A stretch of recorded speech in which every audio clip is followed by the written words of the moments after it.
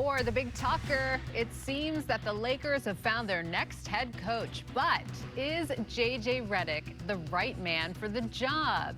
Good Thursday afternoon. You're watching the KHLA 5 News at 4 o'clock. Hi there, I'm Courtney Friel. And I'm John Finolio. Samantha Cortese has the day off. It took nearly 2 months, but the Lakers have reportedly found their next head coach, bringing in former player turned broadcaster J.J. Redick. Crystal Rich joining us live in studio with all of the details and her thoughts. Hi, Crystal. Yeah, it's a big day. Just 48 days after the Lakers fired first-time head coach Darvin Ham, who was with the organization for only 2 seasons. The Purple and Gold have hired their next head coach. J.J. Redick, a former shooting guard who played 15 years in the NBA, turned ESPN analyst, reportedly agreeing to a 4-year contract to head the Lakers. Redick met with Lakers owner Jeanie Buss and general manager Rob Pelinka this past weekend. Although he has no coaching experience in the NBA, he's regarded as a great basketball mind. Redick has been a podcaster since his playing days, hosting Old Man and the Three and Mind the Game, a podcast with LeBron James, who he has a close relationship with. As a side note, LeBron James has a $51.4 million playing option. He must accept or decline the option in 9 days. On June 29th, we'll know if Redick will coach his friend, LeBron James. Redick will reportedly make somewhere in the neighborhood of $8 million per season, a far cry from the 6-year, $70 million deal they offered UConn's Dan Hurley. But as we said, Redick has no coaching experience and is coming off broadcasting the NBA Finals. He went to Duke and played under the legendary Mike Krzyzewski, who assisted the Lakers in the hire. Redick joins a list of former NBA players who never coached at the NBA level but were hired as head coaches. That list includes former Laker Derek Fisher, who flamed out after 2 years with the Knicks, and former Lakers assistant Jason Kidd, who just took the Mavs to the NBA Finals. And if you're thinking of Steve Kerr, who has led the Warriors to 4 titles, just remember that he at least had general manager experience. Since the Lakers saved so much money in Redick's salary, it's imperative that they splurge on the staff around him to make the transition just a little bit easier. That will likely be priority number 1 ahead of the NBA draft next week. We'll have more for you on the Lakers' next head coach in J.J. Redick coming up in the top of the 5 and 6 o'clock hours. For now, we'll send it back to you guys.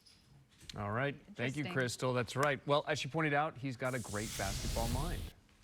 All right. A USC student accused in the deadly stabbing of a man seen breaking into cars on Greek Row will not face charges. 19-year-old Ivan Gallegos had been arrested and held on $2 million bail. KHLA 5's Rachel Menitoff joins us live from downtown L.A., where District Attorney George Gascon explained why there would be no charges in this case. Hi, Rachel. Hi, Court. Hi, John. The DA agreed Ivan Gallegos acted in self-defense, that he and his friends feared for their lives after the victim told them he was armed with a gun. Murder charges dropped against USC student Ivan Gallegos, who was released from police custody Thursday afternoon. Activist Najee Ali, speaking on behalf of his mom, says she's pleased and grateful. The mom spoke to Ivan. The first thing Ivan asked about was the other person's family. When you understand Ivan's history is a history of community service and helping the needy, those less fortunate, and working to end violence in our communities. The 19-year-old was accused of fatally stabbing a 27-year-old homeless man, now identified as Xavier Surf. Surf was apparently seen breaking into cars when Gallegos and 2 friends confronted him. According to authorities, the burglar claimed to have a gun, and Gallegos stabbed him multiple times in self-defense.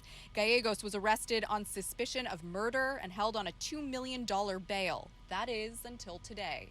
Mr. Gallegos had a reasonable and honest belief that his life was in danger. Shortly before the arraignment Thursday, District Attorney George Gascon said he thoroughly reviewed the evidence, which includes surveillance video, a 911 call, and witness statements, which all matched Gallegos' account. He determined that the young man genuinely feared for his life and the lives of others with him. There are no winners here, right? There is just a horrible loss of life and an impact to other people's life, probably for the rest of their life. Friends have been advocating for Gallegos' release. Rafael Cardina arrived at the fraternity moments after the deadly confrontation. If the homeless man had a gun, because he did say he had a gun, he gestured, putting his hand in the pants that he had a gun. What if he did? And we could have had 3 dead USC students. Meanwhile, Surf's mother shared these photos with the LA Times, saying her son had been struggling mentally in recent years, but called him a peaceful person. She told the Times he was a father and brother, and she wishes it didn't go this far. And Gallegos did not speak publicly today. His mom says she wants to let him speak once he's comfortable sharing his story. We're live downtown. I'm Rachel Menitoff. Court John, back to you in the studio. Rachel, thank you. Now at 4, land movement in Rancho Palos Verdes causing more concerns for residents and visitors. This week, the city council voted to close a 2-mile stretch of Palos Verdes Drive south to all 2-wheel vehicles, including motorcycles and bicycles. They say the land movement is happening at a rate of about 7 to 12 inches per week. Wow. And has created dangerous driving conditions.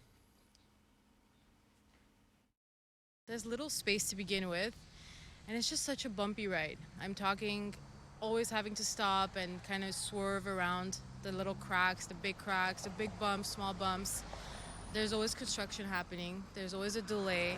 It's ever changing every single day. It's almost like there's so much happening from beneath that we don't know really.